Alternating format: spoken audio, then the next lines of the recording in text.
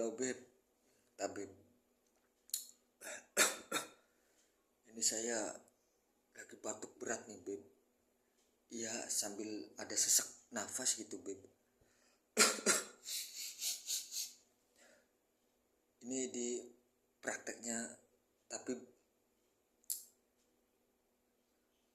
masih rame apa kosong nih Beb?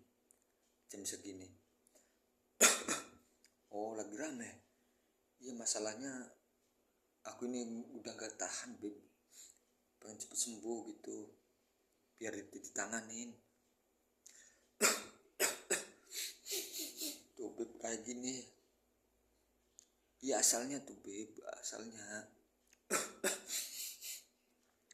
aku kan ngerokok, biasanya itu yang filter Beb, yang ada gabusnya itu. Cuman stoknya kosong, kehabisan stok di rumah tuh. Jadi ada rokok kretek itu.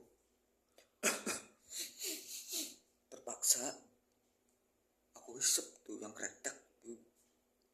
Aku hisep, nggak taunya tuh Beb, tembakaunya ketelan masuk. Yes, separuh ketelan, nggak bisa masuk ke dalam, nggak bisa keluar nih Beb, di tenggorokan nyangkut. Beneran Beb ya. Jam berapa kosongnya Beb prakteknya nih? Wow, bentar lagi. Ya udah Beb, nanti kabarin ya Beb kalau kosong. Iya, mau ke situ nih Beb, udah gak tahan nih Beb.